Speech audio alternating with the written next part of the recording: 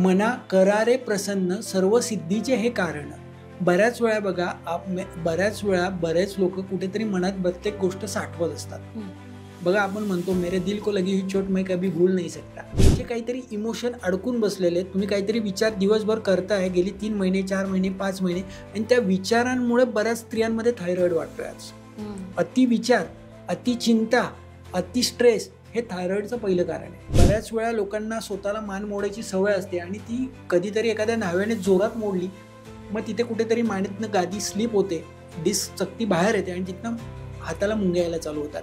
एक लक्षात घ्या, प्रत्येक माणसाचा स्वभाव जो आहे तो कुठेतरी व्यक्त होत असतो कुठल्या तरी ऑर्गनशी, आणि त्याच्यामुळे बऱ्याच वेळा मग मानदुखी कंबरदुखी चालू होते. ही सगळी जी कारणं आहेत ती प्रत्येक पेशंट परत्वे वेगवेगळी बघायला मिळतात. डॉक्टर, आता सायटिका स्लिप डिस्कवर आपण बोलतोय, काय आजारांचं प्रमाण अलीकडच्या काळात वाढत चाललेलं आहे आणि मग यावर शास्त्रोक्त किंवा आयुर्वेदामध्ये देखील उपचार अवेलेबल आहेत का?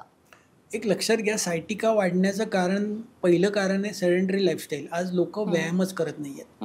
आज लोक फक्त 31 डिसेंबरला ठरवतात की मी आता जानेवारी महिन्यात व्यायाम करेल. सगळ्यांचा संकल्प असतो एकदम उत्साहात की मी जिमला जाणार आहे, मी रोज चालायला जाणार आहे. 9चे 9 दिवस लोक व्यायाम करतात, 10व्या दिवशी व्यायामाला फुली असते.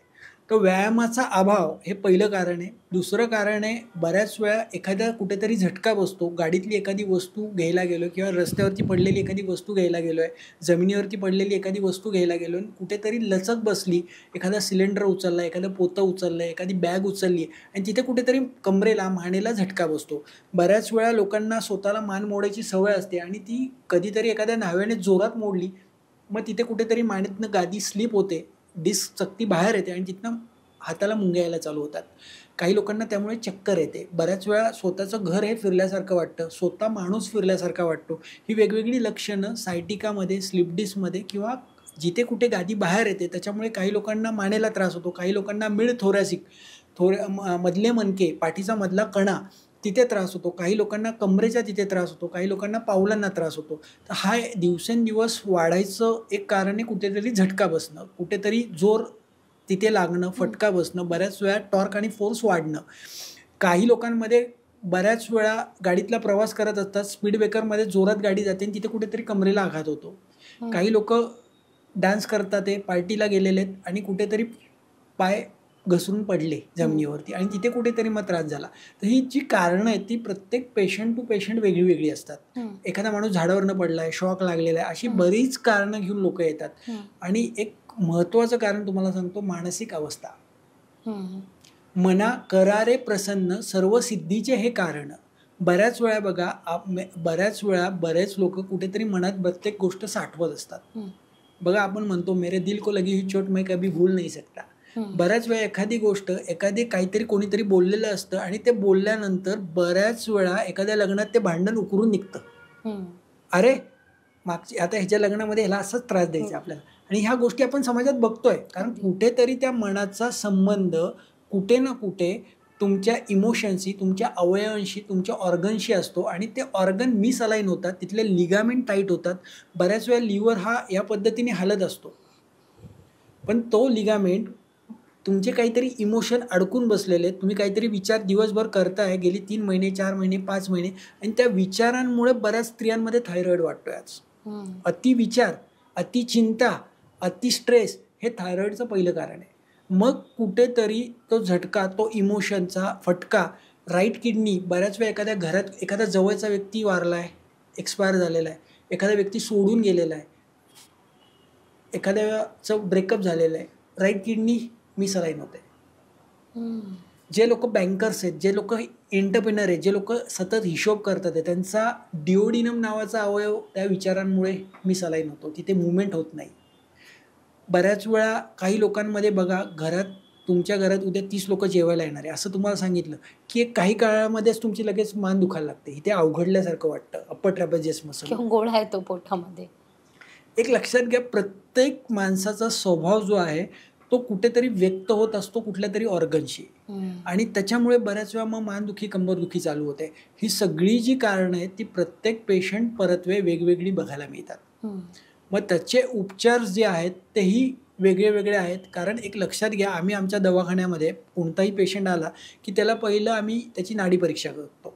नाडी परीक्षेमध्ये त्याचं वात किती आहे, पित्त किती आहे, कफ किती आहे, त्याचे दोष कसे आहेत, त्याची आज मानसिक अवस्था कशी आहे, सात्विक आहे, राजसिक आहे, तामसिक, हे सगळ्या गोष्टी बघितल्यानंतर आम्ही पेशंटला उभं करतो आणि बघतो, त्यांना विचारतो की तुम्हाला एक्झॅक्ट कुठे दुखतंय आज. मग पेशंट स्वतः बघा, काही पेशंट दाखवतात मला असं दुखतंय, काही पेशंट दाखवतात माझी कंबर अशी दुखतीये, काही पेशंट दाखवतात माझं असं दुखतंय, काही पेशंट दाखवतात एकच बोटाने माझं असं दुखतंय. तर पेशंट जे काही दाखवतोय, पेनचे जवळजवळ वेगवेगळे 20 प्रकार आहेत. Unfold pain, refold pain, cylindrical pain, trigger band असतो, काही लोकांमध्ये भोसकल्याप्रमाणे एकाच ठिकाणी दुखतं. तर हे सगळं डायग्नोज आम्ही करतो. त्यानंतर पेशंटला बसवलं जातं, बसवून पेशंटचा मानेपासून ते माकड हाडापर्यंत एक एक मणका आम्ही चेक करतो की कोणता मणका पुढे आलाय, कोणता मणका मागे आलाय. मग त्यानंतर आम्ही एक नर्वोस्कोप नावाचं मशीन आहे, मानेपासून कमरेपर्यंत लावतो आणि ते लावून ठरवतो की त्याचं नवचं टेम्परेचर किती आहे सध्या. त्याचबरोबर पेशंटच्या डोक्यावरती हात ठेवून चेक करतो की पेशंटचा आत्ता असलेला त्रास हा न्यूरोलॉजिकल आहे का व्हिसरल ऑर्गनमुळे का मस्क्युलोस्केलेटल आहे. मग हे सगळं आम्ही डायग्नोज करतो. प्रत्येक केस ही कस्टमाइज चेक केली जाते. प्रत्येक व्यक्तीचं दुखणं जरी L4 L5 मधनं गादी बाहेर आली आहे तरी प्रत्येकाचं रूट कॉज, प्रत्येकाचं मूळ कारण हे वेगळं वेगळं आहे. एक लक्षात घ्या, गादी एकाच ठिकाणी बाहेर आलेली आहे, पण कधी कधी काही पेशंटचे त्रासाचं मूळ कारण हे इमोशन असतात. काही लोकांचं पेशंटमध्ये तिथे कॉन्स्टिपेशन हे मुख्य कारण असतं. काही लोकांमध्ये ऑर्गन इम्बॅलन्स झालेत, काही लोकांमध्ये मेंदूमधलं फ्लुइड आहे ते मिसअलाइन झालेलं असतं, त्याचा रिदम एकसारखा नसतो. काही लोकांमध्ये राईट फ्रंटल कॉर्नल सुचर म्हणजे मेंदूमधला जो कवटीच्या तिथला भाग आहे तो हालतच नसतो, तिथले लिगामेंट टाईट झाले आणि ते रिअलाइन केलं त्याचं पेन कमी होतं.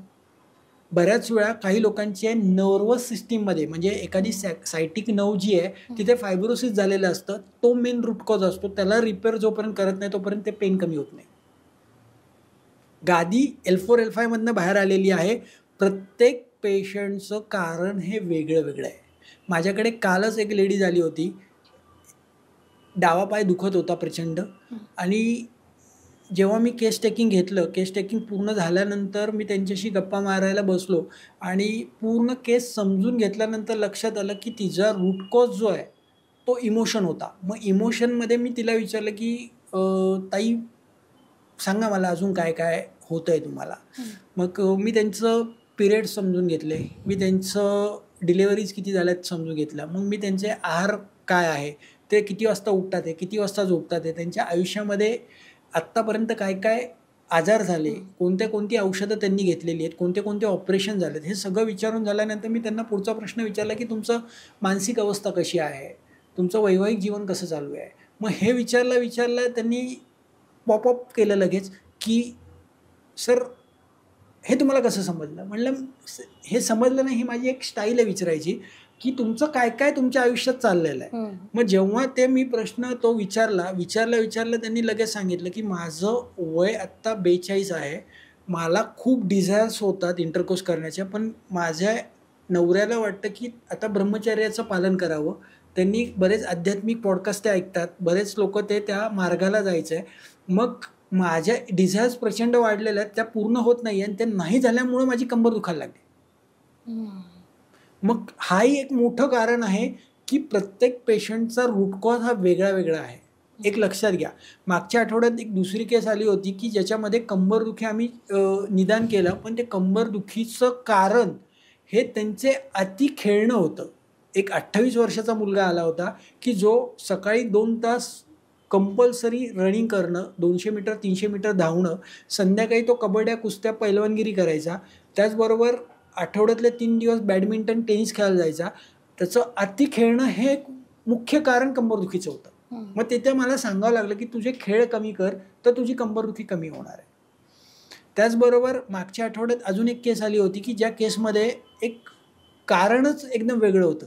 म्हणजे मी पाठीवरती झोपलो की मला दुखायला लागतं, तो खुर्चीवर बसून झोपायचा. 2 वर्ष झालं तो खुर्चीवर झोपतोय. पण ही समस्या बऱ्याच जणांना आहे सर. मग आम्ही चेक केल्यानंतर लक्षात आलं की सगळं मी चेक केल्यानंतर पाठीच्या संदर्भात कुठला आजार मला दिसलाच नाही.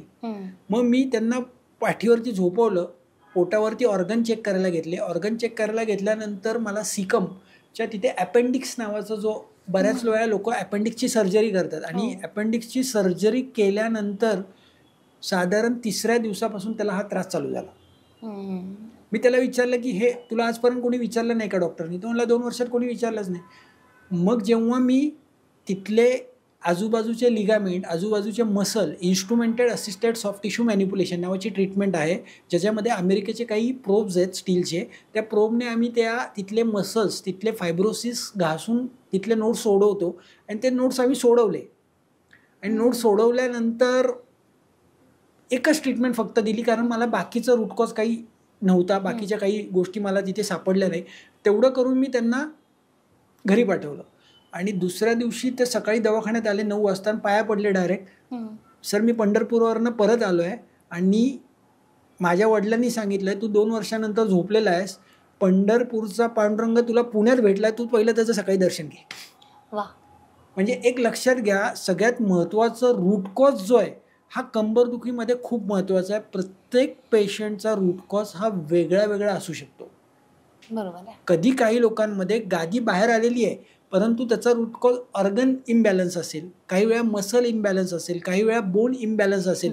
बऱ्याच वेळा आम्ही मागच्याच आठवड्यात एक दुसरी केस आली होती की ज्याचं एक 40-42 वर्षाचे ग्रस्त होते, गिरनारला गेले, गिरनारवरनं येताना त्यांच्या कमरेला लचक बसली आणि ती लचक बरेच काळ त्यांच्यामध्ये होती. मग आम्ही तिथे बोन चेक केले, बोन मिसअलाइन होता, L4 L3 बोनला मागे आला होता. मग आम्ही तिथे त्यांना झोपवलं आणि क्रायोप्रॅक्टर बोन सेटिंग केलं. बोन सेटिंग म्हणजे काय, जो मणका मागे आला आहे उजव्या साईडनी त्याला मी आतमध्ये ढकललं क्रायोप्रॅक्टरच्या सेशनने, त्याला बोन सेटिंग म्हणतात. हाडवैद्य पूर्वी करायचे बरेच प्रकार असे, तर ते आम्ही केल्यानंतर त्यांची कंबरदुखी एका सेशनमध्ये गेली. म्हणजे एक लक्षात घ्या, प्रत्येक व्यक्तीसापेक्ष कारण हे वेगळं वेगळं आहे. मग त्याचं निदान करणं सायटिकाचं हे खूप महत्त्वाचं आहे, कारण बऱ्याच वेळा बऱ्याच पेशंटची कारणं ही वेगवेगळी असू शकतात.